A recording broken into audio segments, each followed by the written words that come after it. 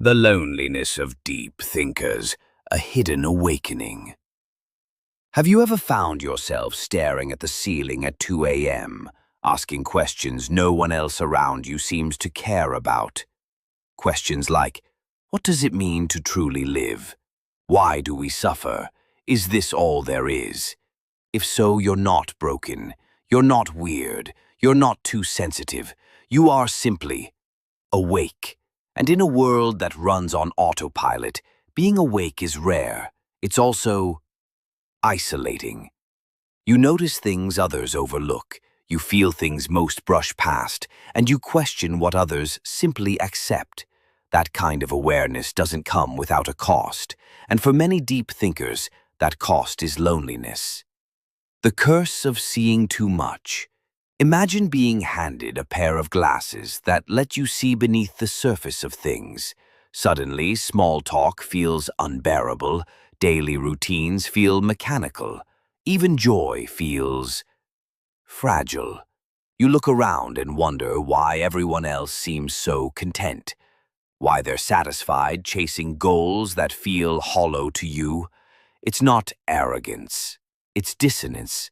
You're tuned into a frequency that few others hear, and in that silence between wavelengths, you begin to feel alone, not just alone in space, but alone in thought.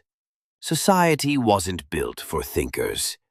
Let's be honest, modern life doesn't reward depth. We reward speed, efficiency, surface-level charm. We want quick answers, easy solutions, and 5-second summaries of problems that took philosophers centuries to unpack. In that world, thinking deeply is an act of rebellion, and rebels often walk alone. The irony of awakening. Here's the paradox. The more you understand, the harder it is to connect. The clearer your vision becomes, the more invisible you feel. It's like waking up in a room full of dreamers. You want to shake them, to share what you see, but they roll over, pull the blanket tighter, and keep dreaming. You begin to wonder, maybe I'm the problem, maybe I'm just too much. But here's what no one tells you. Loneliness isn't always a sign that something is wrong. Sometimes it's a sign you're growing beyond the map others gave you. The weight of awareness. Awareness is heavy. It means seeing the contradiction between what people say and what they do.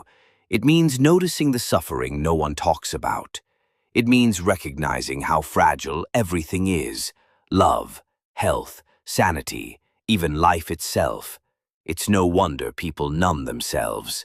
Scroll, binge, repeat. Not because they're lazy, but because reality, when fully seen, can hurt. You, however, chose not to look away, and that choice sets you apart. You are not alone in your loneliness. You're not alone in your solitude. You're part of a hidden lineage, a silent brotherhood, a scattered sisterhood, bound not by place or time, but by depth. The myth of the happy conformist. It's easy to romanticize those who seem happy with little thought. They laugh easily. They follow the rules. They don't stay up questioning existence. But is that truly happiness?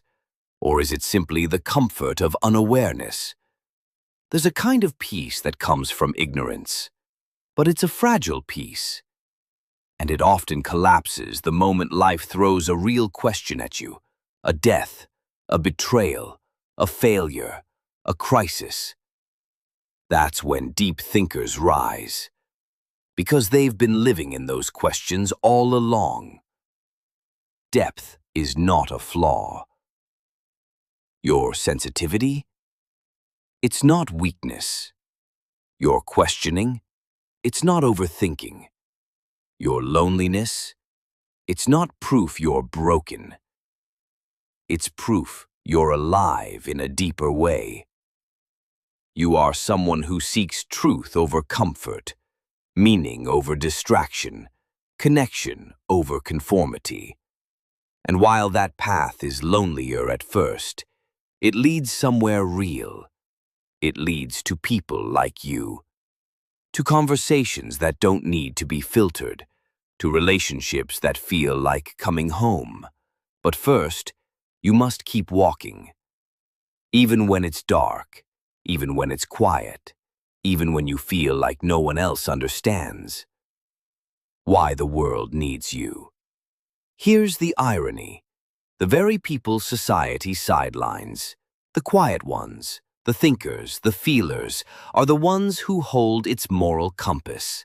When the world burns, it's not the loud who rebuild it, it's the ones who saw it coming, the ones who thought ahead, the ones who felt too much, too soon. So, if you're carrying more than your share of awareness, thank you.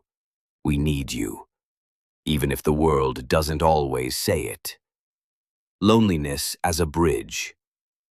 Let's reframe your solitude. What if your loneliness isn't a wall, but a bridge? A bridge between the unconscious and the conscious, between the shallow and the deep, between the world as it is and the world as it could be. You're not here to fit in. You're here to feel, to see, to shape. You're not here to be understood by everyone.